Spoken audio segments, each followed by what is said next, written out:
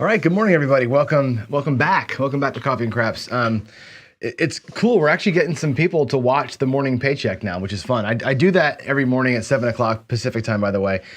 And I'm just, testing strategies out, seeing really over the long haul how they work. It's a thing I've been wanting to do for a long time, which is, I've got my ways that I like to play. And I know how they work in the casino. Obviously, I've been doing it for years and years, but it's good to do it on camera and say, well, the reason why I came up with this strategy is because over time I see what it does. And it's good to show you out there what they do and where their purposes are, right? I'm putting a hard limit on it. I'm doing the daily paycheck every day. Let me get to the screen, you can see it.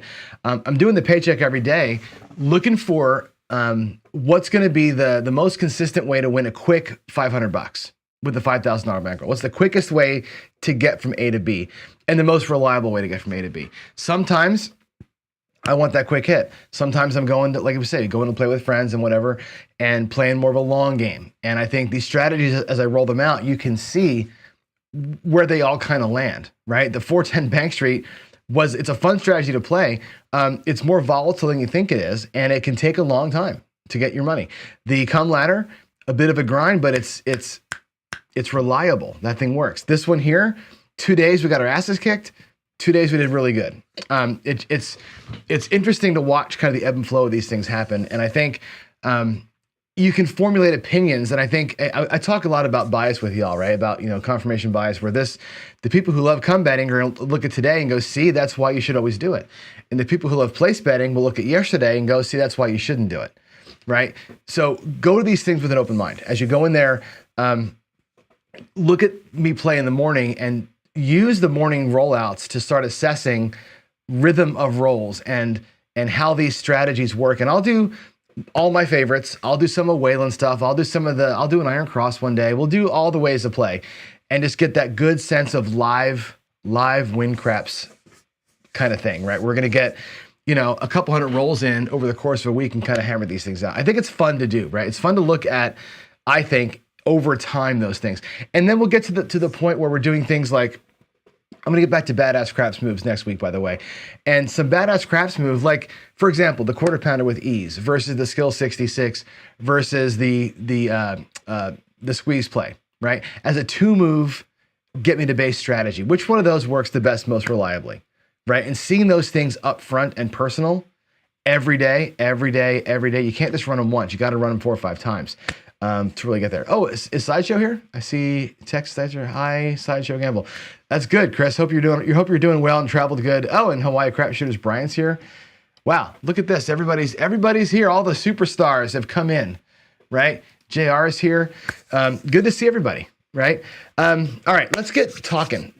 So far, the 3-point Johnny, we're 2-2, right? 1 on one day, lost a little bit the next day, lost big yesterday, 1 easy today. My verdict on that strategy to this point, and again, I've played it like this for way too long, right? It's boring. I said it yesterday. Come betting with odds is a boring strategy. It just is. And it's okay to be bored. It's okay to go in and play that way. It very much feels to me, like I said yesterday, like you're out of control. What I mean by out of control is you're just letting the game happen in front of you, and you're a non-active participant in the game. You're a observer of the game. When you're playing come betting with odds or pass line with odds, you're an observer. Think of it that way. When you're place betting, you're an active participant. You're making decisions. You're doing your thing. You're probably taking more risk and making dumber decisions, but you're in control of yourself versus being a passive participant. That's the difference between come betting and place betting. Besides the house edge difference, which again, over time, the house edge, 1.5 to lower percent for the come better, 2% or higher for the other guy. Over time, whatever, your big wins will equalize out. It's really about stylistic things. And I think that's what it comes down to ultimately. My job here, I think, is to demonstrate, educate, and be kind of the computer that runs all the time, so you can see these things not just once but a bunch of times. That's a strange view, he says. Well, my camera, you know what, I'm trying to get my, are you talking about camera or my words? I'm not sure you're saying. can't tell my view on it is strange, or if my camera view is strange. I just feel like I've always felt that way. I always felt like come betting is you're being taken for a ride versus a place better is driving the car. That's just really the way I've always seen it. And to me, one way is less enjoyable than the other. And that's what it comes down to. It's less enjoyable. I'm trying, it's hard for me, Victor, on this camera view, because when I set these screens up with the thing on the side over there, it's hard to do this too. When I set the screens up with that thing on the side, I have to offset my camera so that it puts my head over here, and it's hard to know where to sit and what to look at. It's weird because the camera's way off to the side of my monitor now. Like my monitor's over here and the camera's over there, and I'm trying, man. I'm trying to make this like a real show. All right, let's move on. Let's talk about other things. Let's go to the come out roll, and I want to talk a couple really quick highlights. Right, Friday Night Fights. I talked to Buckeye today. He's in. I know Jeff is in. I'm gonna need help dealing on Friday night. DJen, if you're listening, hopefully you can help a little bit. Maybe Craig from Old Bay, maybe Alfredo from TCS. Maybe you guys can step up a little bit this weekend and deal on Friday. I've got some old work friends, and my wife and we're all gonna go out and do a haunted hayride thing. So I'm not gonna be around Friday night unless the rains come. If the rains come, we're not gonna do that, but looks like I'm gonna be gone Friday night. So maybe you guys can step up. We can talk offline, but just so you know, it was going to be me. It might be somebody else dealing Friday night. Craps Chat Sunday, of course, Craps Chat Sunday. And hopefully y'all caught DJen's show last night, right? The live daily fantasy sports show. I think that's pretty awesome. I wish I could play along. I wish I could do it. It's fun to watch Chris talk about it, but I can't play it. So it's like, it's interesting, but it's not the thing that I can actually do. I think that show represents an expansion of the channel and our reach.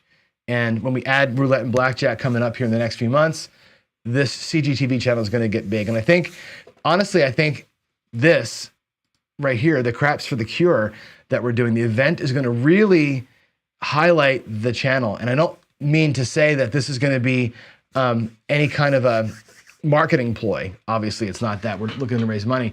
But what's going to happen is we're going to run this big show from Casino Quest, and we're going to live stream it on both channels, and we're going to get some roulette play in there. We're going to get some blackjack and baccarat play from Casino Quest during that night.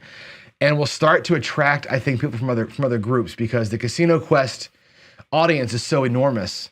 We're going to start getting people to CGTV that want to do other games. And I want to start bringing back, like I said, Bach and blackjack and roulette and even Pai Gow to some degree into this thing, and have some daily paychecks of other games besides just me playing craps. I really want that. That's gonna be pretty cool. Now, we had a meeting last night with a few of us that are kind of helping drive the Craps for the Cure. So here's what's gonna happen. I put notes up on here. Number one, if you're coming, Michael Feldman's gonna be your guy to get you reasonable room rates at Harrah's. That's where all staying is, at Harrah's. For the most part, it's close to Fashion Show Mall. It makes it easy squeezy to get around. On Monday night, I will do another show on the Pro Craps channel, most likely. That's going to be kind of releasing the hounds, so to speak. We have a software that we've purchased that's going to run the ticketing, the auctions, and the donations. It's great software. It costs quite a bit of money, actually. But what we're going to do with it is let you sign up if you're coming, register ahead of time with the actual software, and pay the $50 to get in. It's just a simple little, I'm coming, I have skin in the game, and that's not going to anybody but ACS. Everything goes to ACS. Nothing goes to me or Casino Quest. Casino Quest is donating about a quarter of their facility to us for 24 hours for free. They're just giving it to us. They've been a great host. They're going to be awesome. They're really helping out. So the ticket money is just going right to the cause. We just want to make sure I'm coming, and I'm buying you a t-shirt because you're coming. That's what I want to know. There's going to be the schedule of events. I've got it probably 60% figured out. Some guys are like, hey, I can do it, but I'm not sure what time I'm going to be available. So I'm trying to get everybody nailed down as far as when is Tony Leo going to be there? When is Garrison going to be there? When can Shackelford, who's confirmed, is coming in? Like, when are we going to put them in the time? But I know who's coming. I know who all the participants are. Brian from White Crap Shooters, the Hawaiians are going to do a big thing with us on Friday night. So I'm just trying to get locked into what that's going to be. A lot of us are going to be there. Sideshow's going to be there. I know DGen's going to be there. We have a table that's our table for the whole 24 hours. I imagine while I'm interviewing Michael Feldman, or while I'm interviewing Michael Shackerford, rather, you guys are out there playing on the table, and we're going to come out there and interview you while you're playing. We're going to do a lot of, it's going to be like a live crazy show. So it's going to be awesome. Anyway, we have auction items that are mostly figured out. I got a few to confirm still. We got to get pictures of things. The auction site will be up, I'm hoping by Monday. I'm going to spend all day Sunday on this, get it all going. And then I've got a media blitz that's going to happen. I'm going to start appearing on other people's channels to kind of pump this thing up and get attendance up and get people jacked up about it. Jeff's doing a lot of pre-work on this thing. So more to come soon. If you run a channel, expect an email from me. Craig from Old Bay had the best idea ever last night, which was to have us all, I'm going to write a paragraph about the thing and send it to all of you guys and have you all kind of read the paragraph in your studios. And then we'll stitch together kind of a promo from all of you reading the same paragraph. It's going to be super cool. Can't wait for that to get done. Might take me more than a day to do it, but that's what's happening. This is going down in 3 weeks. So we have lots of work to do. And again, more to come. We've got logos figured out. We got shirts designed. We have so much happening. You've probably noticed on my channel, I've changed the header. I've changed the icon to start going there. So anyway, that's all happening. Can't wait. Can't even wait. All right. Daily Dose of DI. Here's another comment. So I gotta address this. So in today's Daily Dose of DI, let me answer this question. Am I being fooled by randomness? This is a comment that came in yesterday on a video that wasn't even about dice influence. It's about other things. I was ranting about come betting, I think yesterday, and this person I think is commenting based on that. And he's a guy that, you know, and I've had this question before. It's not just, I'm not calling out one person in particular, but who consistently, every time I bring up DI or come betting or whatever, had the same response every single time. It's kind of old after a while, but we got to address it though, right? Am I being fooled by randomness? Here's the thing on the random stuff. And I said this to one of our subscribers in Discord. We had a little back and forth the other day. I don't design, first of all, I'm not a strategist. You all should know that by now, right? Waylon's a strategist, right? I play strategies. I'm a good at the table player. I don't necessarily come up with new ways to play. I evaluate them, I run the math on them, I do my thing with these strategies, and I try and figure out which ones I enjoy playing, which ones have a higher win rate, and which ones I think are suitable to go to a casino with, right? I never test a strategy with DI, ever. I do, and Victor, you know, I've talked to you about this before. I don't do it. I don't discuss a strategy's win or loss rate with DI or without DI. I don't design a strategy to only work for a dice influencer. I never do that. Everything I do all the time is random. I always only ever throw random out here.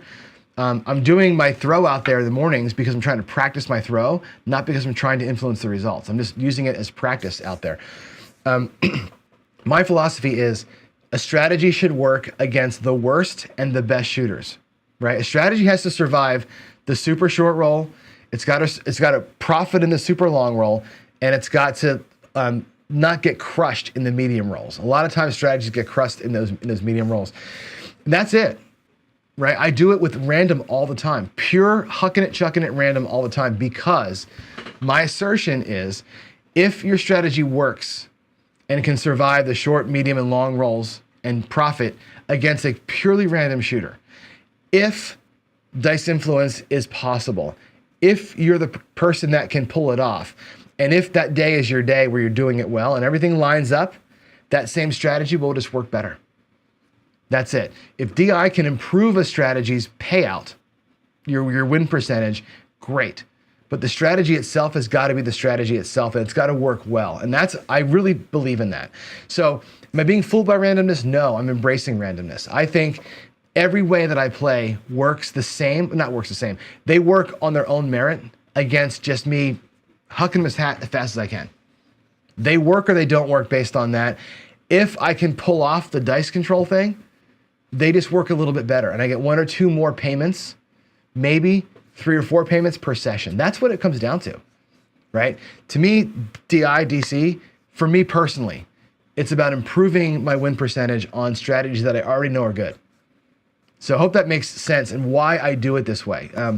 My channel's not about, again, building new strategies with you. Sometimes I do, but really it's about proving things out. It's about, like today's a good example. There's good strategies out there. Let's talk about the strategies and how they feel and play at a table and help you make your decisions, right? My role is to kind of guide you through making decisions as you build your own strategies and play your own strategies out. That's what it's all about. So for me, I'm not fooled by randomness. I embrace the randomness. I run everything against random, and I'm hoping that some DI just improves it a little bit. Just gives me a little bit of a small edge on some of these things. A small extra couple of payments that overcomes the bad house edge on the bets that I might be making, right? If I can make a bad house edge bet, but it pays twice, I don't feel the house edge so much. That's kind of what it's about. So there it is. That's really what I'm feeling. Melodic wants to know, am I done with the experiment? No. Here's what's going on. With that, let's talk about my experiment. My 10,000 rolls that I'm working on in the garage it's on pause for a minute. What happened was this. There were two things happened. One is the software that I wrote to do this, I hosted on a free service with a free Redis database. If you're in tech, you know what I'm talking about with a Redis in-memory data store. That database can be unstable. And what happens from time to time is I'll be logging rolls in and it kind of chokes on itself, and that the Redis server will restart and flush my data. So I've lost my roll count twice. I lost 1,300 rolls the first time. I lost 1,000 rolls the second time. So what I've been doing at night is kind of doing 100 rolls and taking the data out of the 100 rolls and having a whole separate list of data files that I'm merging in. I actually spent yesterday about 6 hours watching myself throw on video, logging every roll again. So I'm not doing the 10,000 rolls now because I want to get the data right. And I should have it done by tonight or tomorrow. I'm trying to get the data all back in the system so that I can give you a full report. And if we look at this over here, let's actually go. Let me switch my screen here. I think you can see this. Here is the roll tracker for the Coffee and Crap show. I'm going to cover my face with this. We're at 2,010 rolls for Coffee and Craps, right? That's purely hucking, chucking random. On the 10,000 roll thing in the garage with my dice, I'm at 2,600 rolls when I get them all typed in. So I'm going to put them all in, and then I want to do a side-by-side here and there. But the thing is, I can't do my data collection with a partial data set. I've got like 500 rolls logged. I can't add 100 rolls on top of that and then add 600 more rolls in bulk because it messes up the rhythm and it'll make the data wrong. So I'm entering data before I go back to shooting. I do shoot every day, but until the data collection thing is ready, I can't log it. And that's the reason why I'm not doing it as often as I was, because hand entering in 2,000 rolls, it takes a hot minute. And watching yourself on video sucks. So there is that. All right, what else is going on here? Before I go to the table, let's do some searching here. Do I need to address what's going on? Favorites, comments, any questions? No. Any PCs that I need to worry about? No. Okay, let's go to the table. Let's go back over there and let's play a little bit. That's the wrong view. I want this view, right? There we go. That'll get the roll tracker in for us. And I'll turn the light on so we can see. I'll bring the coffee cup over and hopefully not destroy my table. And let's chat a little bit about ways to play. Now, I think this came up because Dice Grinder yesterday was talking about, Arnell was talking about, he likes to go big and come down, okay? Let's make a simple target. Let's make a target of, I don't know, I'm trying to think the best way to analyze this with you all, because there's a number of ways to do it. What I got is 3 bankrolls here, right? And I think one person, I'm going to put them in the back. This guy here, let's have this person in the back go like 320 across. And just take one hit and come down. One hit, and we'll go to 64 across. Because that's going to pay $70, we'll go right to 64. He's got an enormous amount of risk. 320 is going to be a big risk. He's one hit and down. Another person in front, or maybe in the middle, can go at like 160 across and take 2 hits and get to 64 across.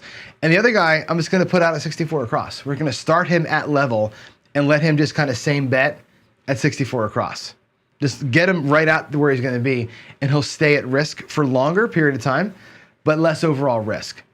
And these two are going to fight some early stuff and have bigger risk. And I just want to get a sense of like what one hitting down, two hits and down, and never coming down looks like. And that's it. So if you're okay with it, I'm going to get those things set up right now. And again, the back player will do 320 across. So I'm going to take out 320 bucks. Actually, I'll take a quarter because I'm going to want his reds for later.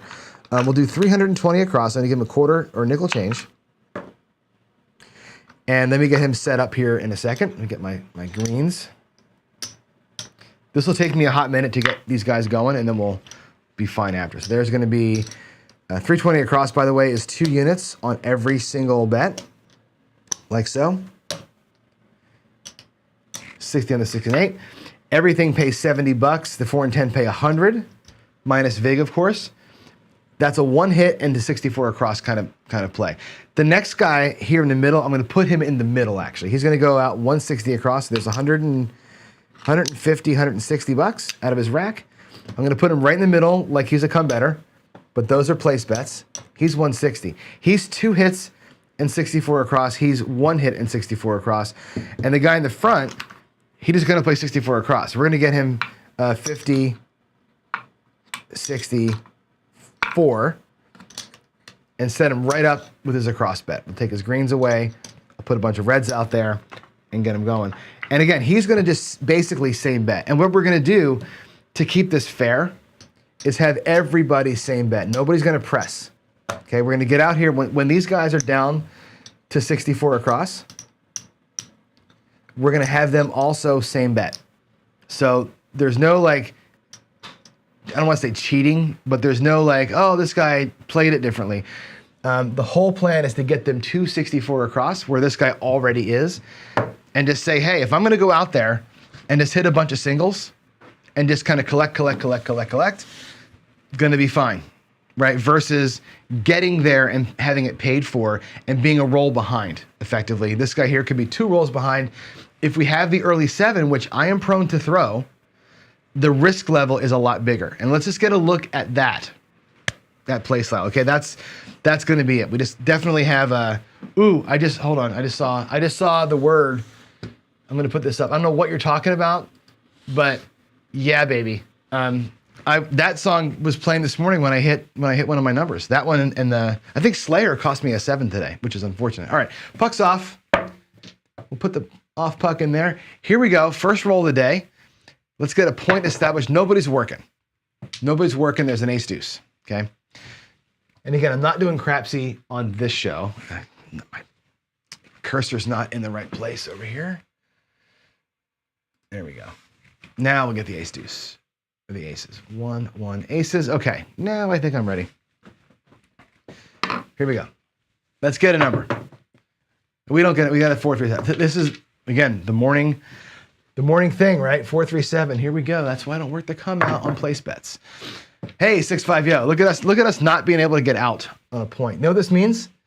We're gonna get a point. We're gonna roll 30. It's gonna be freaking awesome. All right. Aces.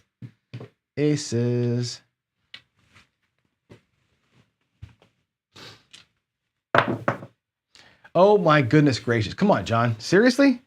Look at this come out sequence. 2, 7, 11, 2, 2. Wow. Hey, look at that. We got the Armenti. We got the Vince, the 4-1-5. Okay, we have a point of 5. I'm going to put the point up top because there's no other room for it. Now, again, it's 1 hit to 64. It's 2 hits to 64. We're already at 64. Now, we could actually, and maybe it's better to do this. Maybe it's better to mid-press everybody because, I don't know.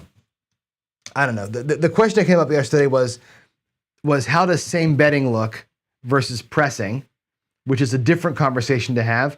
I think today we'll do a mid-press on everyone. That way we give this guy a little bit of a boost here coming out. We'll mid-press everybody's hit, and maybe on Monday we'll come back and do a similar thing where we do same bet versus a pressing guy, because that's always interesting.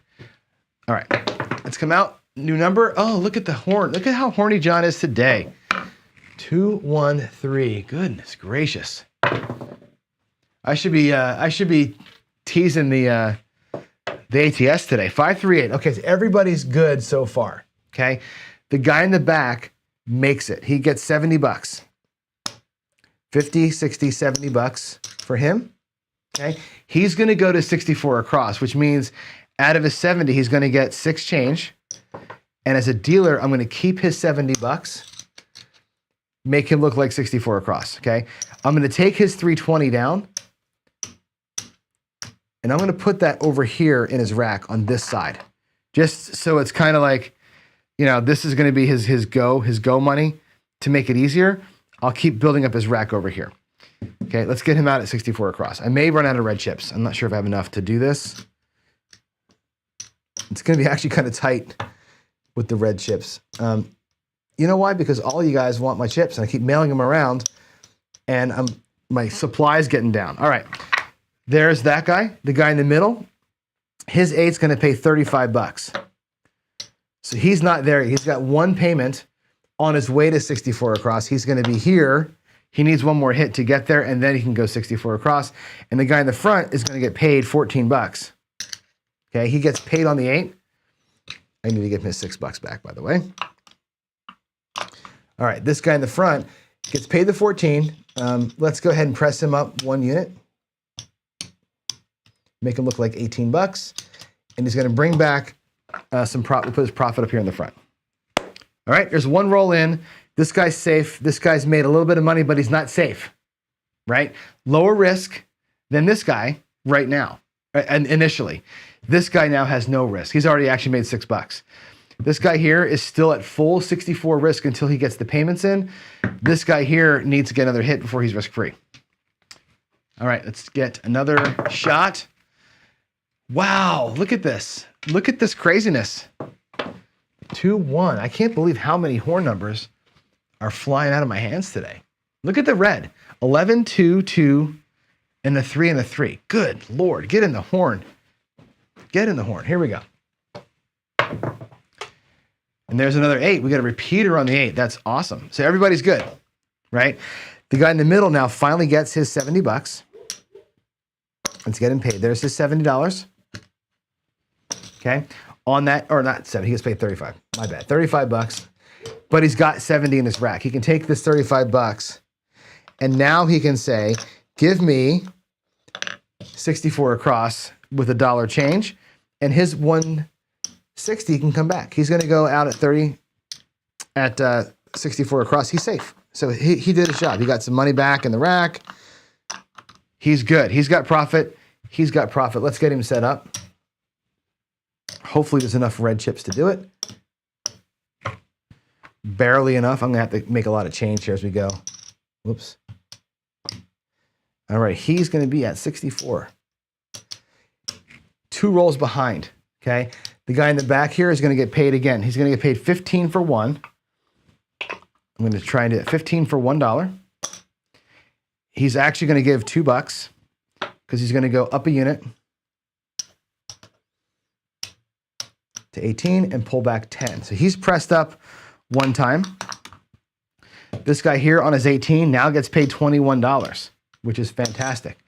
He's already at 18. He's going to do a $12 press. He's going to take it to 30 bucks. So we're going to drop a buck out of his rack. He's the front player. Leave 12, take 10. And he's going to go to 30 bucks on that bet. We're going to go ahead and clean him up here. It's a great little play right there, right? 2 hits is at $30. Looking good. Mid-pressing his way. And again, he's 2 hits ahead of everybody else, but he's still behind. He hasn't brought back $64 yet, right? We can actually set up his rack to showcase that he's not. I think I put his money over here in this guy's rack. I did. I put his 10 bucks over in the wrong guy's rack. He's over here. He's only brought back $18 so far. Okay, so he's still upside down, working his way through. Let's put the 8 in, 5-3. Let's do it again. Give me a number. Hey, look at that. Look at that 8. That 8 is hot. I think there's something to this dice control thing. I do. Let's pay him again. So that's going to be 35 bucks. Okay. And again, from 35, the next half press here is about 15 bucks. We'll get him from 35 to $42. We're going to drop 2 bucks. Make this look like 42. 25, 35, 42 bucks. bring back a quarter. Now he's got 25, 35, 36 bucks in his rack. He's about halfway home to getting even. Rough work if you start at 64 across. Okay, this guy in the middle, he's going to get paid his 14 bucks. Again, like everybody else, we're going to half press that. So we're going to go to 18 and take 8 bucks back to his rack. He's in the middle section here. Man in the back is already at 18. I'm out of red chips. He's going to go from 21. He's going to get 21 bucks here. He'll drop that buck, and we're going to go to 30. Okay, he's going to drop 2 bucks actually, and we're going to go to 30 bucks with him. He's also now at the same level as the guy in the front. He's picked up steam. Okay, there we are. He's 1 hit behind him. He's 2 hits behind everybody. These 2 guys are both clean. They're both like living the life right now. I think I paid the right guy. Hope I did. Here we go. Coming out. That's going to be another 8. Look at that. Look at the 8s coming. Look at the 8s coming. Wow, the 8 is hot as one of those Pocky chips. Somebody sent me, by the way, Mike, 85 Bears Mike, sent me a video of this group of people eating those damn chips. Holy crap. That does not look fun. All right, in the front, 50 for 1. Okay, he's at 42 bucks. 50 for 1 for him, which is pretty cool. What he's going to do is, again, half press. Take half the winnings. We're going to go to 60 bucks and bring that back. So his rack now has 50, 60, 5. That's basically 64 across. And now he can start putting profit over here. Okay, he's finally covered. It took him 4 hits of one number, actually, to get himself covered. And now his 8 is in position to play. He's finally going to start making money. Okay, this guy in the middle here, these 2 are making money the whole time because they went in with a bigger risk to fight that come out roll. Okay, 21 bucks there.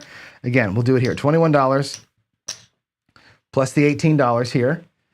Right, we're going to go and make it look like 30, 15, 30. We'll give him back his change. He's finally at the green level, which is awesome. Guy in the back, 35 bucks. Same thing. He's going to go to 60. Okay. So here we are. These guys are playing hard. This guy just now got to profit after that 3rd 8 in a row. 3rd consecutive 8. Look at me. Look at me making money for everybody. There's a 6. 6 easy. We'll do the same thing. We'll do 14 bucks. We're going to be out of red chips here in a minute. 14 bucks. I think we can probably also almost stop this. Give him that money back. At the 7, we'll reevaluate here. Again, same thing for him. He's going to go, oh boy, I'm out of red chips. Let's get a quarter here so I can make the payments. He's getting paid. Wow. It's weird being light on chips like this. 14 bucks, same thing. Little half press in here. Bring back some cash to the middle rack. Let me get some of these whites out of here. There's 15. And we'll take this and make it look like a quarter. So I got to color as I go because I'm super low. All right, and the guy up here on that 6, same thing. It's going to be 14 bucks. Half press. So it's funny, they're all 3 at the same spot on this number. Like once we got to 64 across, this guy had the jump on the first one only. Everybody else was behind him. They're all the same on this number here. There's no difference now. There's no difference on any number except for the 8 where we started this whole process. The real difference is in profit levels, right? This guy here has been in profit the whole time. He's been building up profit on every single hit. This guy delayed it by 1. It took him 4 hits to get even. Luckily, we had a great roll, and all these 8s came, and he did fine with it. But that's a tough way to get there, because as you know, most of the time we don't get the 64. Okay, there's a 5. And I think at this point we can probably what I'm going to do here is I want to get a come out roll again. I wish we just get a 7 and stop this damn thing. Let's do 15 for 1 for the guy in the front. They're all doing the same thing. They're all going to do 15 for 1 and go up by a quarter or up by a nickel. So each guy's going to drop 10 or drop 1 and get back. Oh boy. They're going to all be at 15. They're all getting 10 change, and I can't make the change. I'm going to have to go 15 for a quarter for each of these guys. Man alive, 15 for a quarter for him. And all the red, I got to get these guys to green because I'm out of red chips. That's a 4-1-5. That's the Sioux. All right, let's go. That was the point. That was the point too. Whoo, baby. Let's see, 4-1-5. Okay, there we are. That's the point being made. Wow. Okay, boy, oh boy. Let's do this. I'm going to take that. Those are the $2 from everybody else. Let's bring this down. Back to square. Put the money back in their racks and do it again. We're going to basically have the come out sequence again. I know that we're on the same roller, but I want to show you again the risk level. So let's reset everything. We'll do it again as we have a new point here, because now it's just a matter of who makes a nickel more. Once we're at this point, they're all the same. It's getting to this point that's hard. So let's reduce it all down. That's going to go there.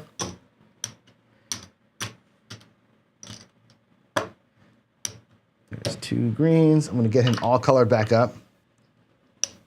He actually has $123 out there, which is pretty cool. All right, he's back. I'm going to put his 320 out there in a minute. We'll reset the table. He's back. This guy here in the middle, we're going to reduce him back to square 2. Get all the reds back from him.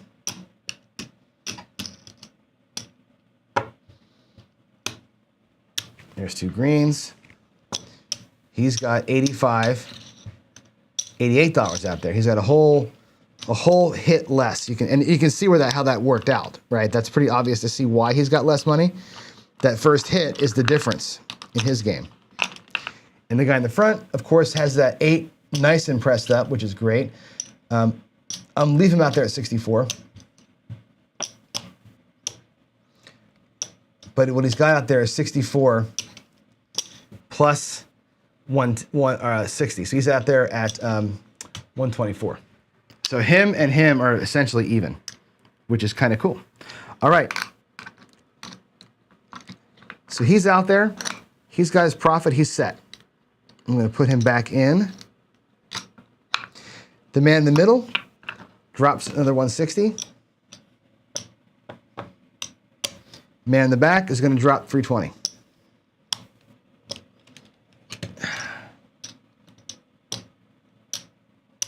All right, they're all reset.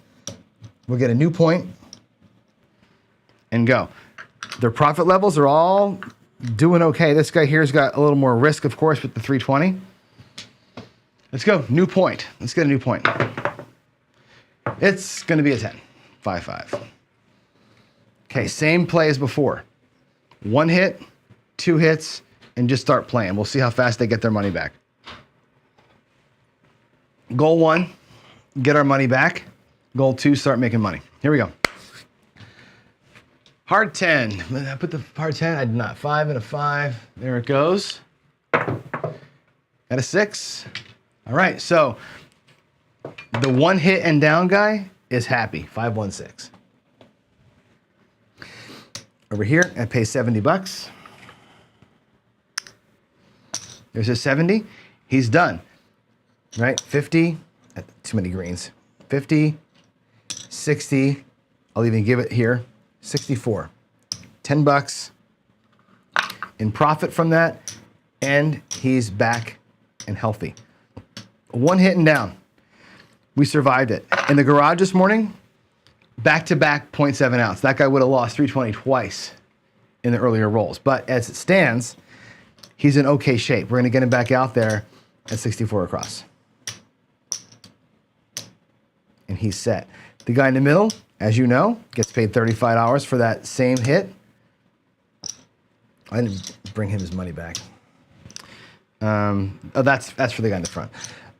He's 35 bucks. He just comes back and saves that for a second until he can bring these back. And of course, our man in the front is going to get paid. He's going to do the half press and bring back $6. Okay, this is over here. All right, there it is. It takes a long time to get all this stuff right. Hey, we got a 7. All right, so here's something interesting.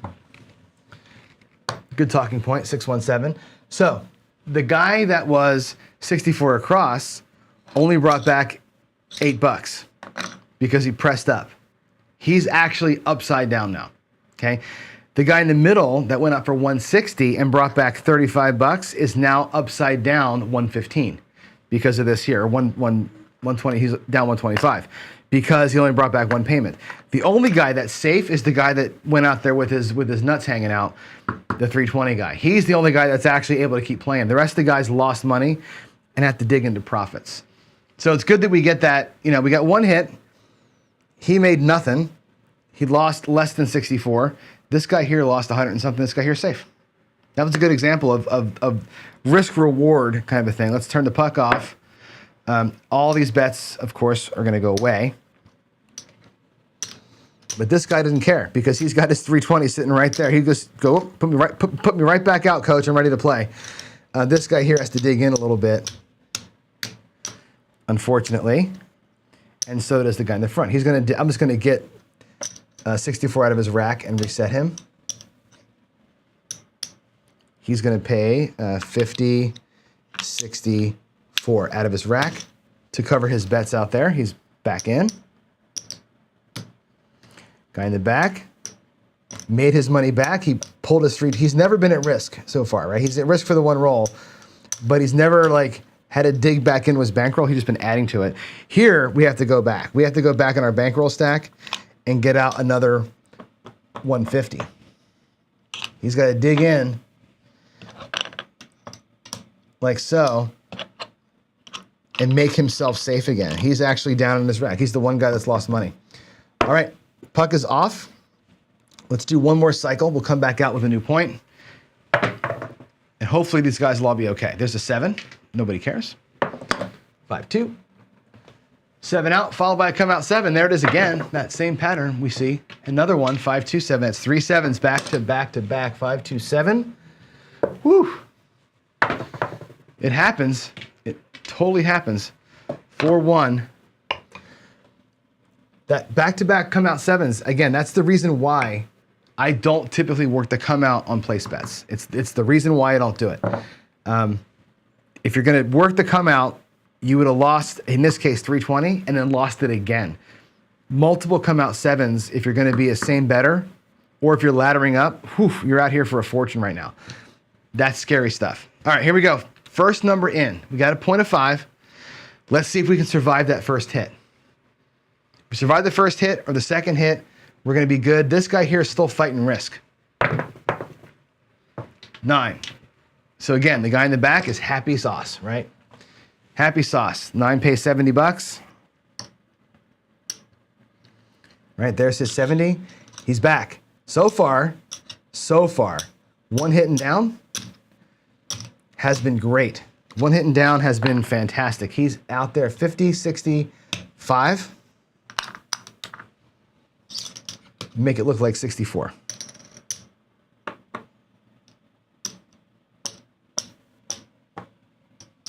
One more here.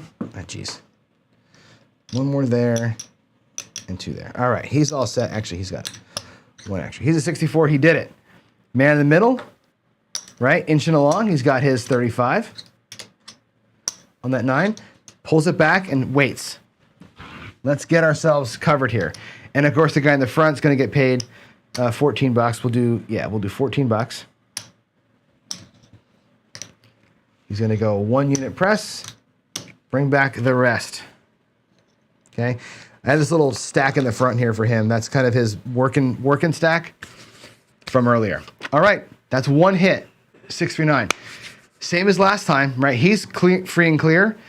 He's at risk still for 125. And this guy's at risk for basically 54 bucks. He brought back 10. Oh no, dice off the table. Too strong of a roll.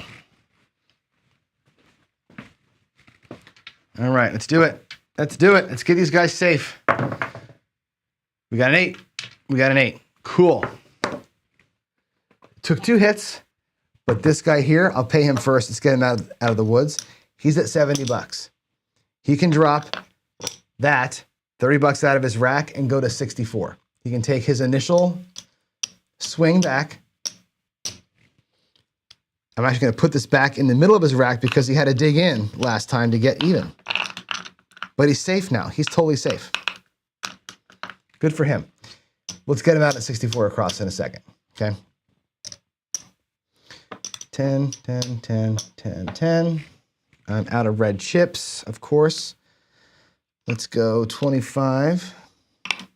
What a pain in the ass. There we go. He's at 64 and safe, okay? Here, the 8 is gonna pay $20, which I have to get some more freaking quarters for. God, what a pain in the ass to do this. $21 in the middle or in the back. Again, single press.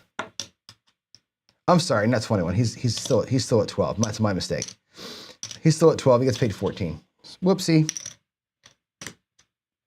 14, single press. And brings back some profit. He's bringing back. This guy's doing really good. I think he's doing the best today, right? Guy in the front, same thing, $14.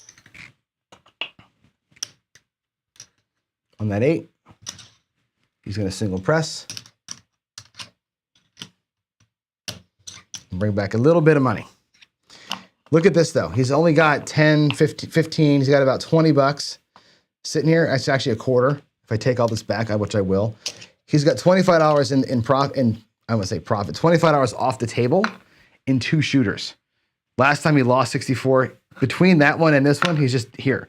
Not close to being even. These guys are both playing free and clear, right? The whole regression thing, these guys did a good job. They're fine. They're doing fine. He's the one that's in trouble. Let's get him to even if we can. Aces. Work here till we get him even or not, and then we'll call it. 6 the hard way. 3, hard 6. Right in here. Again, everybody's the same. $14. No differences. They're all on the same program here. So $14, he's gonna go to 18. Bring a little bit back. Same for the guy in the middle. $14. He's gonna go to 18. Bring a little bit back.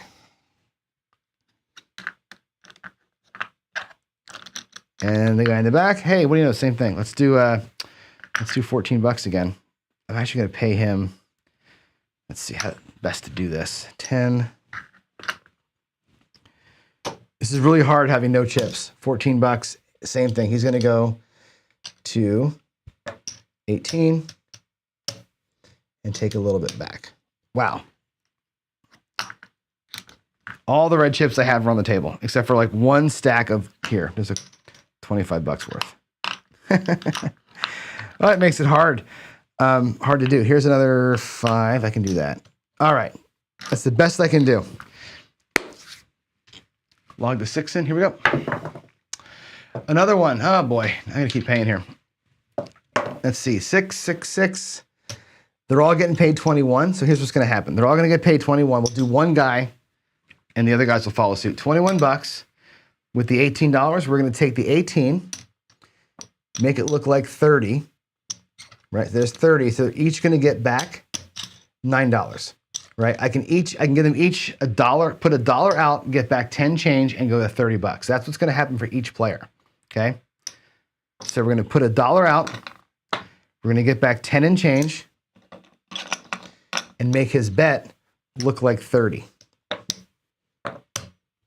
So every player is doing the same thing. $1 out, 10 change, bet looks like 30.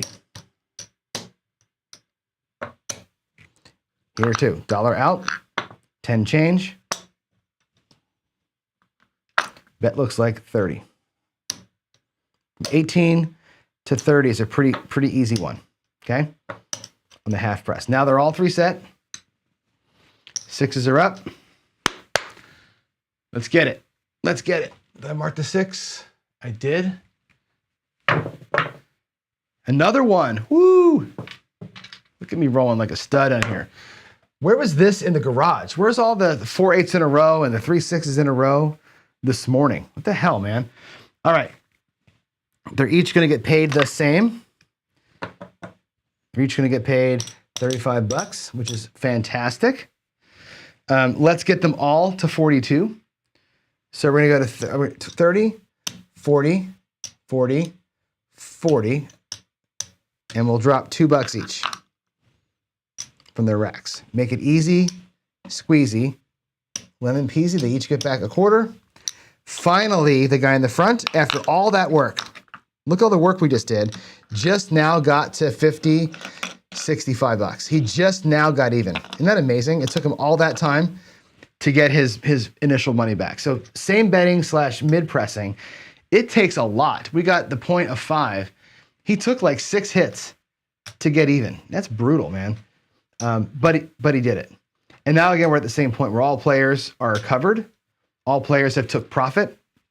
They're all pressing at the same level. At this point, there's no need to move on, right? I'm going to not play anymore. I'm going to pull their money down like we did last time and just get a quick rack check because now we got to the point where they're even. And we'll just call it here. It's about 9 o'clock anyway. So let's pull their money back and see how each player did. So we'll do the guy in the front first. And I'll try and get him color as I bring him back. And again, this is more of a rhythm thing. It's more of like, how does it look to play that way? There's $100, $105 in the front. So I'm going to take all this back. I'm going to give him a black chip and 5. 105 coming back. His rack, by the way, is looking fantastic. He's got, if I take these greens and make a black out of it, there's his $1,000 that he started with. And he's actually got 150, 175, 190 in profit. That's 190 in profit. That's actually really, oh, I'm sorry. Yeah, 190. That's really good. He did a really, really good job by essentially same betting. That's stout. Good job for him. Okay. This other player here, let's get him right now. He took that big whack, right? There's 200 in green, which if I take that $200 back and replenish his starting bankroll, there's his starting bankroll. He's only got $25, $45, $48 in profit. He actually did worse. And again, getting whacked for the 160. Oh, I didn't pull his other money back. He has more than that. My bad. My bad. Now 160, I said the 160 shouldn't have killed him that badly. There's a quarter. There's a quarter. There's 50. There's 100. $17. 117 he's got. So a little bit less. A little bit less. And I think it's because he got whacked. That 160 hurt him. So he has 117. He's actually in second place to the guy who was doing the same bet, which is interesting. Oh, wait, I dropped the quarter out there. 142. I'm sorry, he's a little bit ahead. A little bit ahead. All right, and the last guy here, we'll pull him down. Here's 5. Ah. All right, 5. There's 75.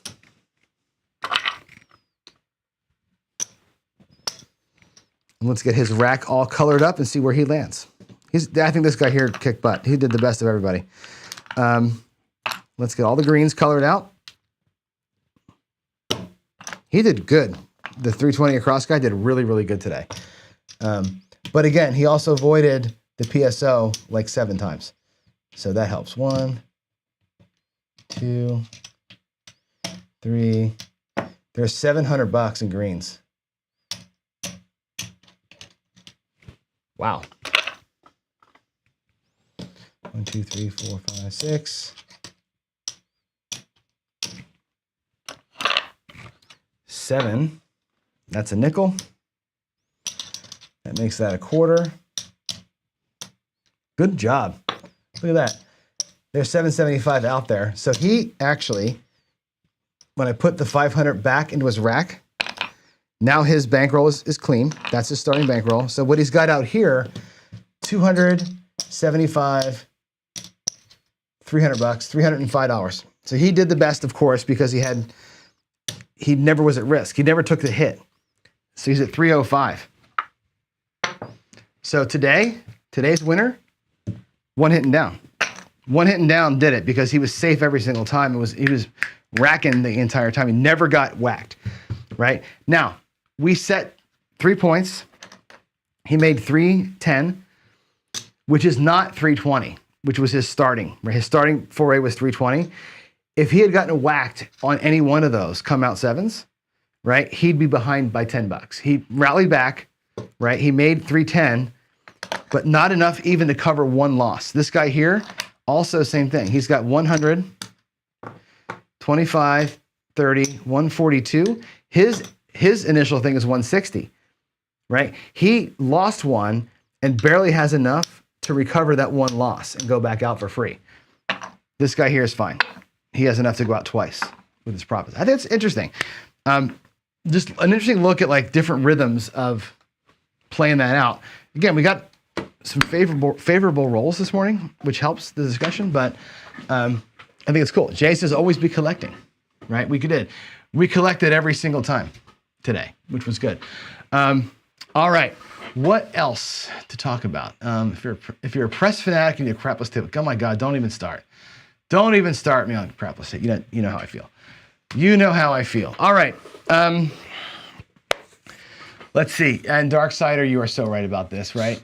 Light side strategies will always win when sevens are running behind, like they are right now, right? Perfect example this morning of how a light side player is just like, hey, I'm a genius, right? If you're a light side guy, you're saying, oh my God, I'm so damn smart. I did it. I made all this money today because I'm a right side player and the dice were great. That same play that we just did in the garage this morning for the daily paycheck would have got destroyed. All three players would have got their clock cleaned, right? Because the dice out there weren't very nice. So, don't judge too much positively or negatively based on what happens today with the dice because you just never know. You just never know. All right, that's it, folks. It's 9 o'clock. Gun bets are for closers. That's funny. One of the best movies of all time, by the way. For sure. All right, let's go. JR says up and pull is suboptimal. It depends on the roll, right? It depends on the roll. There's the full press mentality, the home run I did yesterday, right? Full press, full press, full press, and down. More money out there. There's so much more money to be made when that sequence works for you. So much more money. The up and pull, up and pull, up and pull like we're doing here, it's a way to slowly increase your bets. Always have some money coming back to the rack, but again, it took that guy by upping and pulling 5 or 6 rolls to get even. He needs a miracle to get even on that 64 across, but he's relatively safe. So, all right, that's it. Time to go to work. Y'all are awesome. Again, I say it every day. Can't even put into words what it means to me to have y'all here with me every morning. Twice now in the mornings. You guys are great, rock stars. Waylon, by the way, great shooting by me. Thank you for that. Also, I really enjoyed your video on the one. You guys got to watch that video. It's cool. It's a cool strategy. Waylon says it in the video. I'll repeat what he says. You have to, if you're going to play the one and practice it, do math all the time. Okay, I played that strategy and I bankrupted myself a couple times because I wasn't paying attention to what's out there. So what happened to me when I played it on Crapsy. Crapsy started me out with 410, 4-4, 10, 4, 10. Literally all the first 7 rolls. My lay bets were up over $1,000 each. I'm like, oh my God, I'm so far behind on that thing. And then I realized that I'm getting paid on the 4s and 10s. And because they were pressed so much in the back, if I would have pulled it all down, I would have been in profit by a lot. But you get sucked into oh shit, I got a ladder. You got to remember in that strategy, what's on the table might actually get your bankroll right.